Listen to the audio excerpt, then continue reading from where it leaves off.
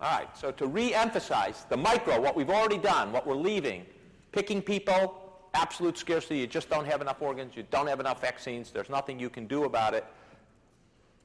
To the macro, you're picking broad policies, you're not identifying individuals. It's not because you have a shortage now of dialysis machines. You got enough dialysis machines, but you know, if you put money in one area, you don't have enough money to go along, right? What do the economists say? There is, you know, relative scarcity. We can't do everything in the world. By doing some things, we have an opportunity cost. We're not going to do other things. All right. So, to put this into context, the United States at the end of this year will spend $2.8 trillion on health care. Anyone have any idea how big that is? You guys might know something about $1 million. You might know something about $1 billion. If you're chemistry, if you've ever done chemistry, you'll know about Avogadro's number, which is, you know, mind-boggling big. But trillions is something in between. By the way, anyone from Britain here? No? The British don't refer to it as trillion. They refer to it as billion. So 2.8, what we say is trillion, the British will refer to as billion. It's by million. It's a kind of crazy system. We can't even talk to those Brits. To give you a context, just the other day, somebody wanted to help you guys out in understanding how big $2.8 trillion is, right? He jumped from 24 miles in space, right? Pretty amazing feat. Trivial amount of money, $352 million if we stack dollars up, right? In healthcare, we wouldn't even pay attention to that small amount of money. Really. Irrelevant. But it's not just how much we're spending, it's also the rate of increase year on year. This is a graph that was made a few years ago by the Congressional Budget Office. If our spending for the last 40 years is just projected out, they didn't do anything, just projected it out based upon the number of people. This little bulge has to do with increase in the number of old people from the baby boom generations. You can see that in less than 60 years from now, or 70 years from now, roughly 50% of the GDP goes to healthcare. Just amazing. There's only doctors and patients in 2082. That's it. And the food and housing, you need to pay them. It's just amazing. And you can see this is the increase over time, going back to 1960, $147 is what we were paying, to over $8,000 a few years ago.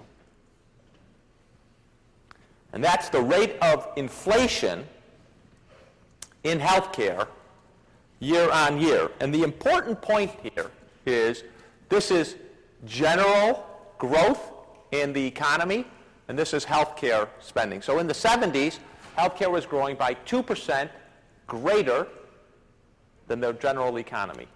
What does that do to how much is going to healthcare and how much is going to everything else? Right, it's sucking money out of the rest of the economy into healthcare. Next year, 3%, next decade, 3% over growth in the GDP. The 90s, it narrowed to 1.3%. This last decade, it grew to 2.5%. And you can see overall, 2.4% per year, healthcare costs have gone up above the growth in the GDP, which is why the proportion of the GDP going to healthcare has continued to rise and rise and rise.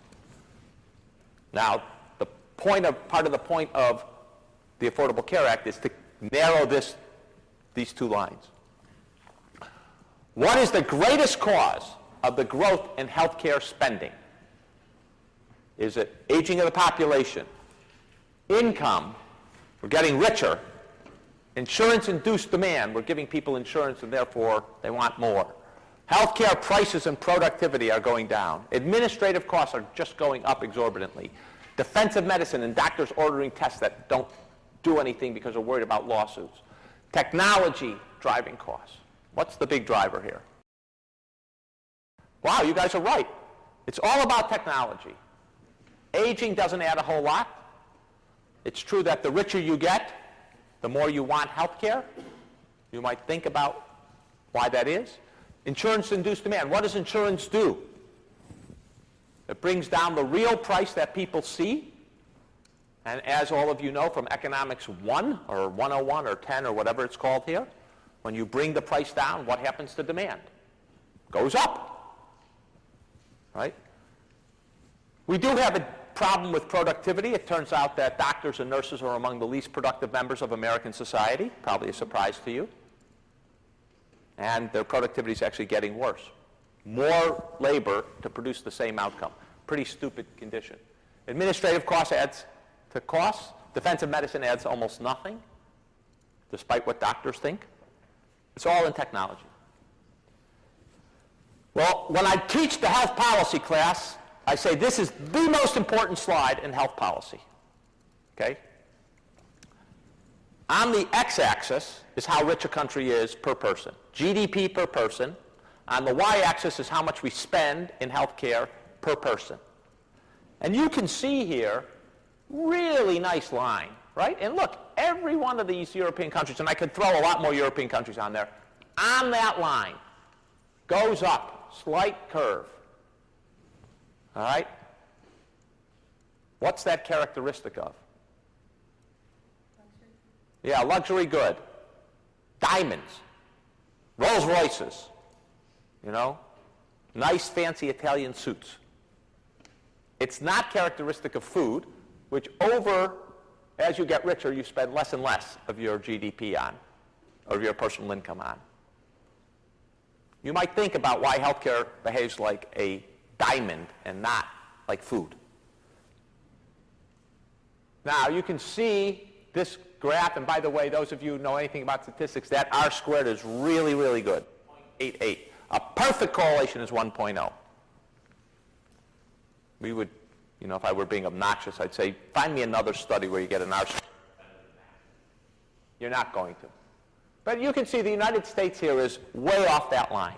Or as I like to say, it's in outer space. It's not on planet Earth, because this is planet Earth. This line is where all of planet Earth is. We are way out here. 24 miles or closer to 190,000 miles off planet Earth. What percent of total healthcare spending goes to prescription drugs? Wow. So you guys think 20 or 30%. Who thought 30%? That's one out of every $3, roughly. Anyone? Fess up, fess up. Why do you think it's 30%? No one's going to fess up. Well, it turns out it's 10%. Why do you think it's 30%? Why? I didn't say it was 30%, but I would think that you would think that because it's the only thing you see when you are spending out of pocket. You spend for drugs. Most of us don't spend for hospitals. We don't have any idea what that really is. So we think, wow, that drugs are driving it, right? We see all those ads for drugs. Well, it turns out that hospitals account for roughly a third of healthcare spending. Over $800 billion. Any idea how that compares to other things like the defense budget, Social Security expenditures? Social Security expenditures last year, $760 billion.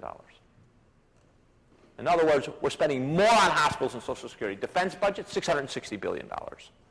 We're spending more on hospitals than the total defense budget for the country. Pretty phenomenal. Doctors and doctor offices, about 21, 22% of total healthcare spend. Everything else, down in the weeds. Drugs are 10% of spend. And by the way, drugs have been 10% of spend for 20 years. Not really going up a lot. On the other hand, in particular areas, the ratios are a little different. So if you look at cancer patients, drugs are a quarter of the spend, but hospitals are still bigger at 54%.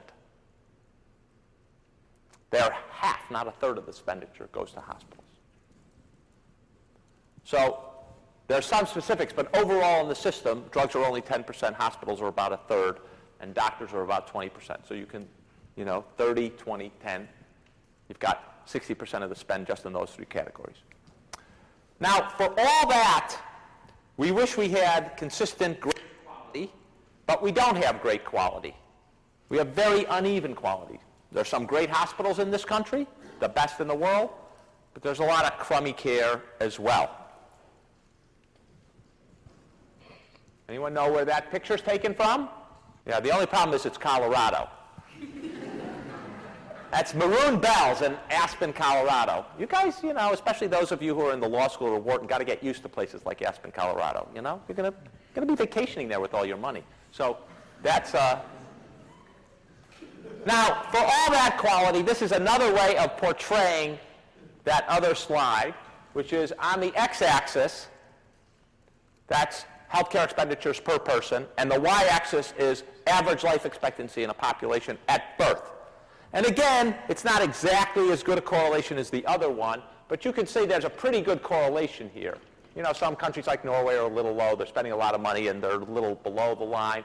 Switzerland's a little above. Japan is like the big winner, not spending so much and way above the line. But most of the European countries are here. And again, the United States is in some other planet. We're just not in the same ballpark. We spend a lot, and we don't live a lot. Now, a lot of experts, if you went to the population center here and the demographers, are going to tell you, well, I'm not sure that I would use life expectancy at birth as a good metric of the quality of the healthcare system. For one thing, we in the United States like to try to save all those preterm babies who are 24 weeks old or 25 weeks old, and a lot of them die, and so it makes our numbers look bad. And then there's, adolescence, teenage years in the United States.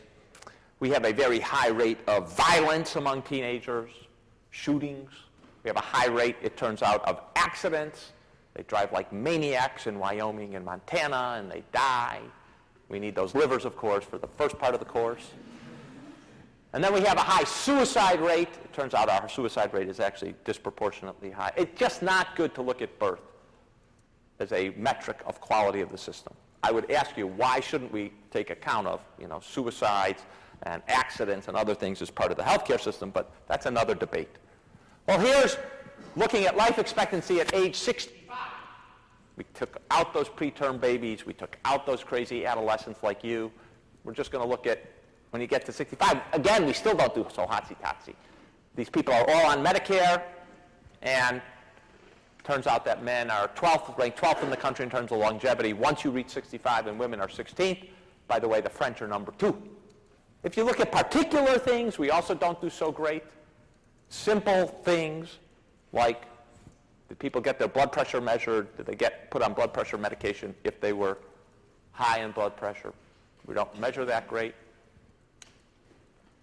Similarly, if someone comes in with community-acquired pneumonia, they're supposed to get a vaccine before they go out so they don't get the community-acquired pneumonia again. We don't do that often. So our quality sucks. Here's cancer. Here's actually 5-year survival for all cancers based upon your insurance status. Pretty embarrassing if you ask me this slide, and I'm an oncologist. There's about a 8 to 9% absolute difference on 5-year survival. If you have private insurance, you do much, much better.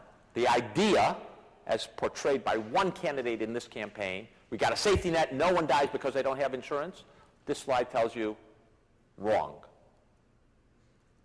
Now, part of that is people show up later with more advanced disease than they otherwise would if they had insurance because they can't afford those screening tests. But even when you control for when they show up on the disease, it turns out that being uninsured or being on Medicaid, you do worse.